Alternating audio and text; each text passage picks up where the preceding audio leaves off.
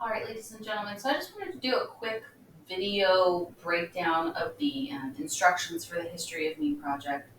Um, so I'm going to go ahead and get this presented on my screen so we can see it a little bit better.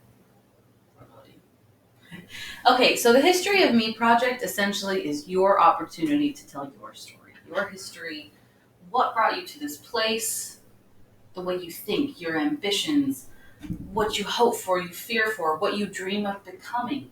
All of that is influenced by your experiences. And everybody's experiences are unique and important and give you a specific set of skills that no one else has. I want to start out by saying there is no length requirement for the assignment. Okay? If you can get it all done well in one slide or poster or picture or a one-page essay, okay, cool. Um, but just make sure that you do it well. It could be 20 pages. Whatever it takes to tell your story, it is important for you to tell your story the way that it deserves to be told. So you can be as personal or as impersonal as you choose. I would love to know as much about you as you feel comfortable. Because I think that puts us all like on a level playing field. You know, you're going to know a lot about me. Um, After my presentation, I would love to really know you and really be able to help you and support you, and kind of understand our perspectives as we come into this class. It can be a PowerPoint, a poster, an essay, a photo album. I've had students do like wrap around the room timelines, just take a video for me. The only thing is you need to be able to submit it on Google Classroom.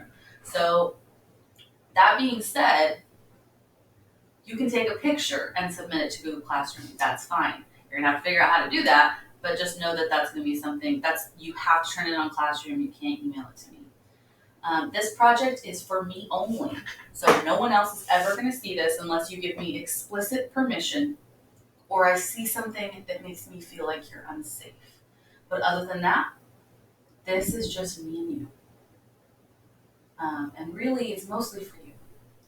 And so kind of going over to this side, how I have it broken down, just so that there's kind of some rhyme or reason, is that I want you to tell your story in order. You can start out your story by telling me about like where your family's from. You know, because for some of you, maybe first generation, or like for me, my personal family history is really important. So I may start there. But as far as your personal life, I want you to start in your younger years, so like before school, early elementary, like kindergarten to third grade ish. That's not final. Um, if you like, if you had a really dynamic time in your life from like 0 to 3, and then it changes 4 to 7, like that's do the best that you can to just make sure it's clear to me what the time period is. Late elementary, so like as we're all like going through puberty and going into late elementary school, and then middle school, and then eventually where you are right now, so 14 to present. Okay, so where are you? What does your life look like? For each stage, I want you to address who you live with and where. So for some of you, you have been blessed that you have lived with the same people in the same place your entire life. That's awesome. Tell me that at the beginning, and then you never have to mention it again. You'll still get the points for that. Next thing's like a memory or description. So on top of telling me about your life in that time, I want you to tell me a little story. Like for me, in my early elementary years, I have a very sweet little brother that he's not little anymore. Um, but I was kind of evil, and so I liked to be really mean to him. So I like made a mud pie on his head, and I lied about it. And it's like one of those times that I very vividly remember.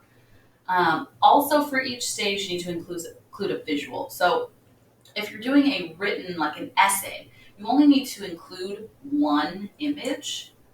However, I would encourage you to use more of them because the more that you give me, the better picture that it gives to your story.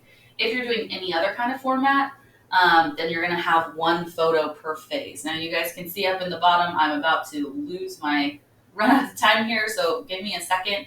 I'm going to make a second video, and then we will finish up this project.